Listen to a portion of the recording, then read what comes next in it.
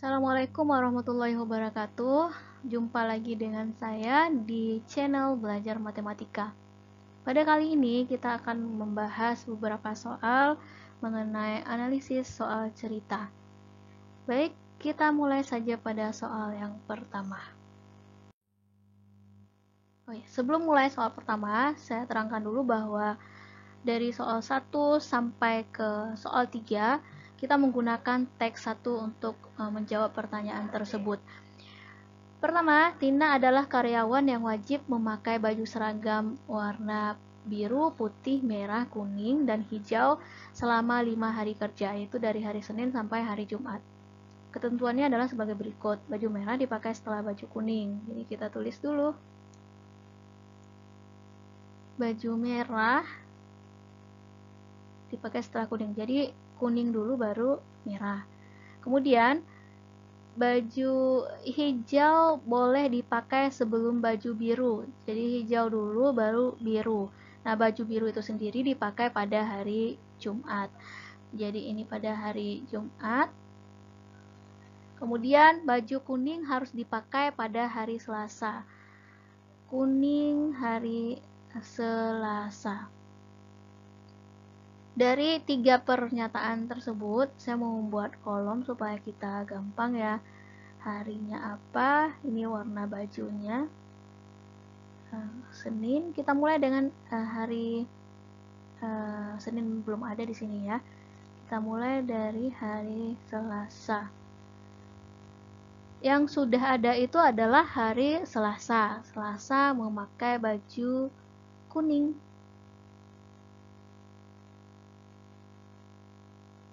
Kemudian salah tulis lagi.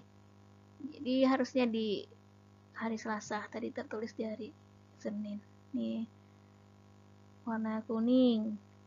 Kemudian apakah hari Rabu sudah bisa kita tentukan memakai baju apa? Coba perhatikan syarat nomor 3 dan nomor 1.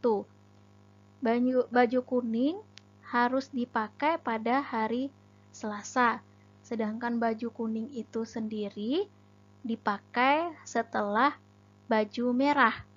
Nah, kalau kuningnya dipakai pada hari Selasa, maka baju merahnya dipakai pada hari Rabu, karena baju merahnya dipakai setelah baju kuning.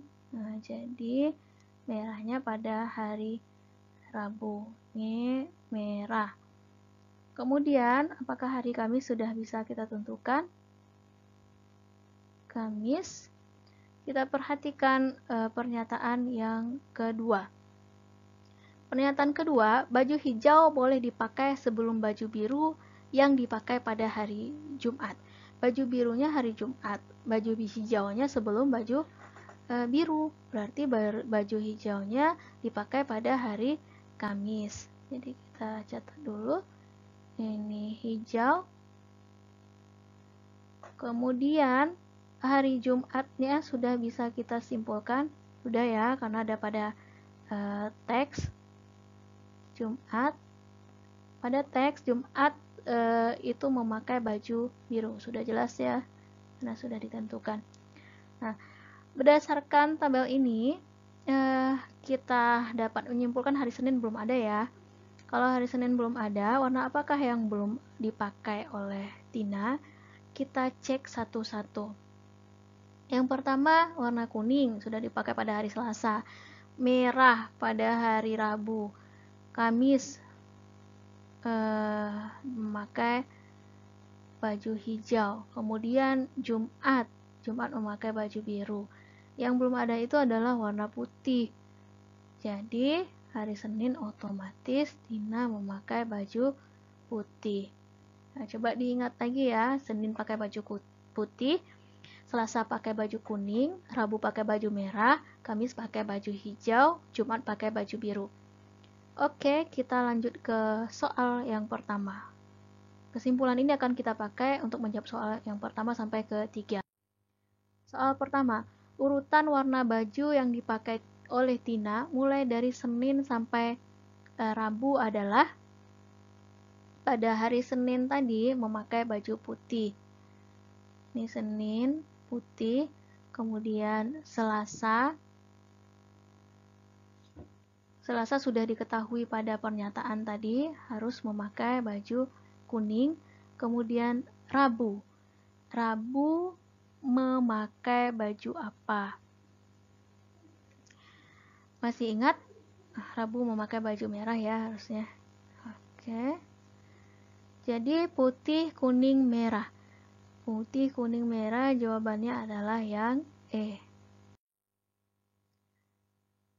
Urutan warna baju yang dipakai oleh Tina dari hari Senin, Rabu, dan Jumat. Hari Senin tadi memakai baju putih. Kemudian hari Rabu memakai baju merah. Ingat ya. Dan hari Jumat itu memakai baju biru, ada pada pernyataan tadi. Pakai baju biru. Putih, merah, biru. Putih, merah, biru. Jawabannya adalah yang A. Soal ketiga, urutan warna baju yang dipakai oleh Tina pada hari Rabu, Kamis, dan Jumat adalah pada hari Rabu, Tina memakai baju merah seperti yang tadi ya. Rabu, merah. Kemudian Kamis, Tina memakai baju hijau. Kamis, Tina memakai baju hijau. Dan Jumat, Tina memakai baju biru. Baju biru. Jadi kesimpulannya adalah merah, hijau, dan biru. Jawabannya adalah yang E. Teks kedua. Untuk teks yang kedua digunakan untuk menjawab soal nomor 4, 5, 6, dan 7. Kita analisa dulu teks yang kedua ini.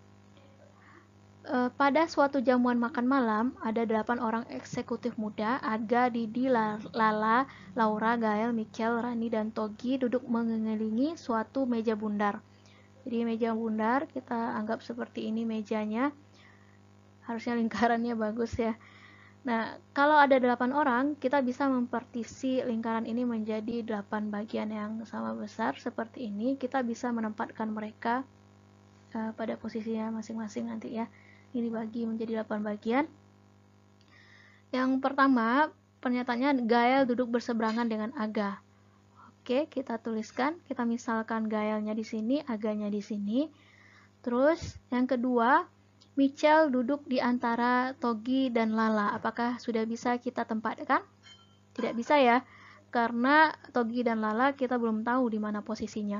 Kemudian Laura dan Lala duduk tepat berhadapan. Lala dan Laura. Di sini juga belum jelas mau kita tempatkan di mana, banyak pilihan.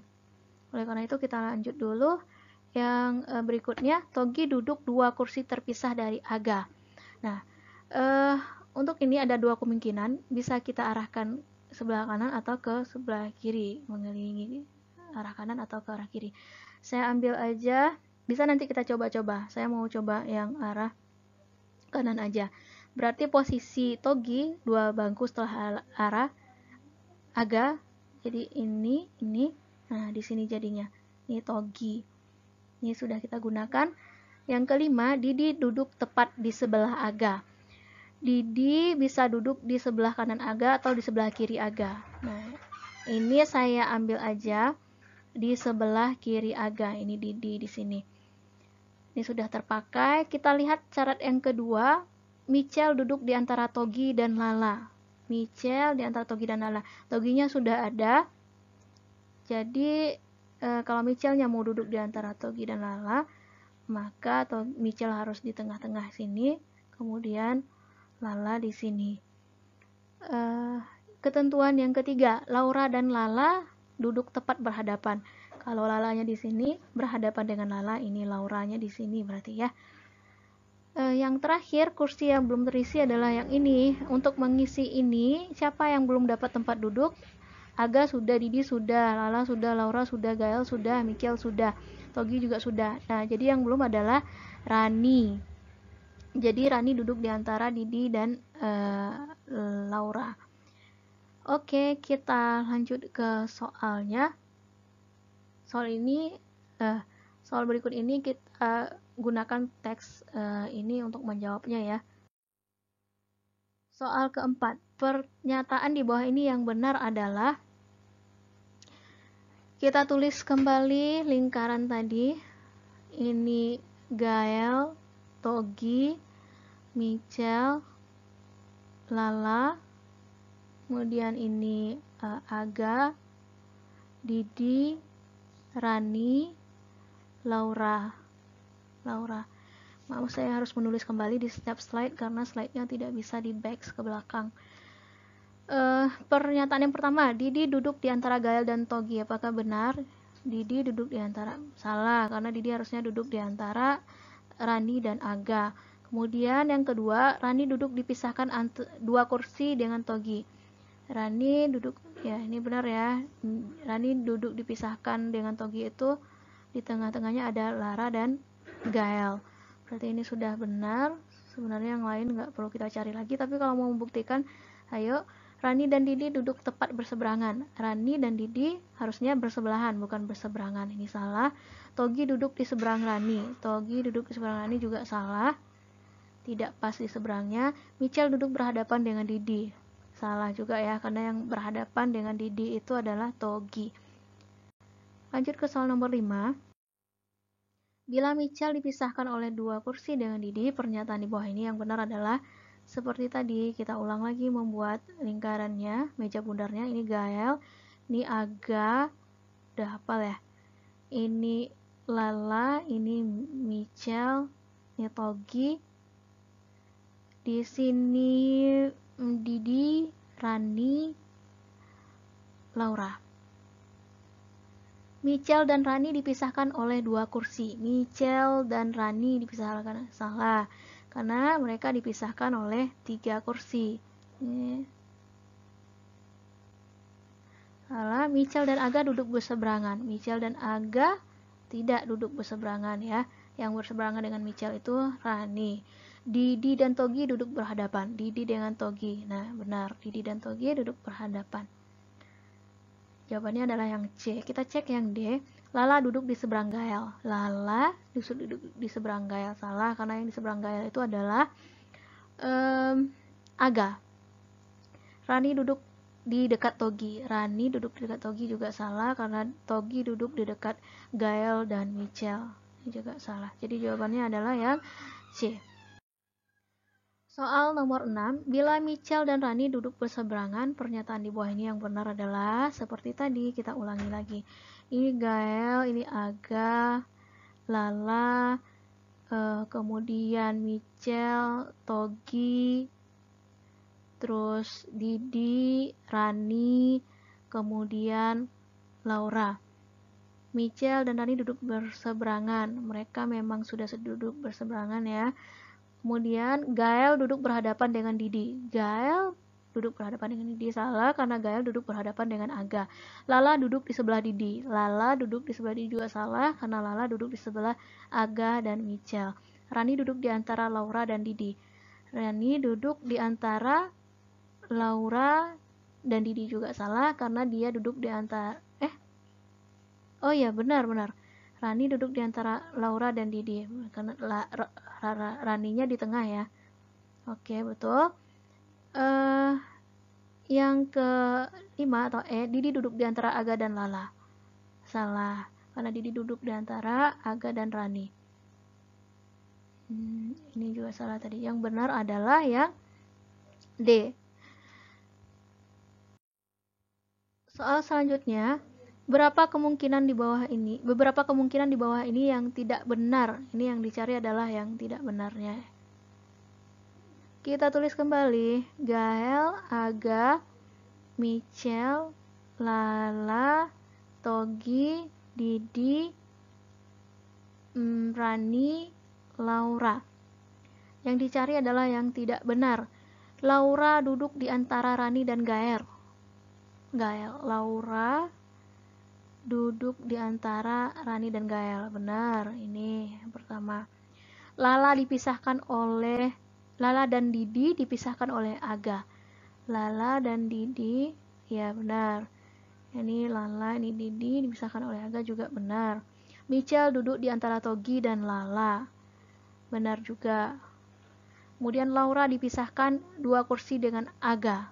Laura dipisahkan 2 kursi dengan Aga. Benar juga, dia dipisahkan oleh Rani dan Didi.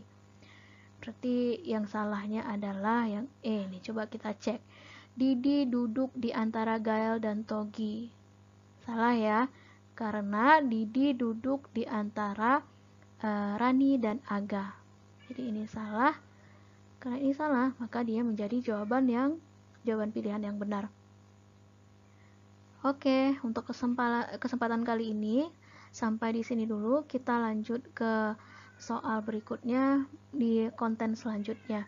Jika ada pertanyaan atau soal yang mau kita bahas, silahkan diketikkan di kolom komentar.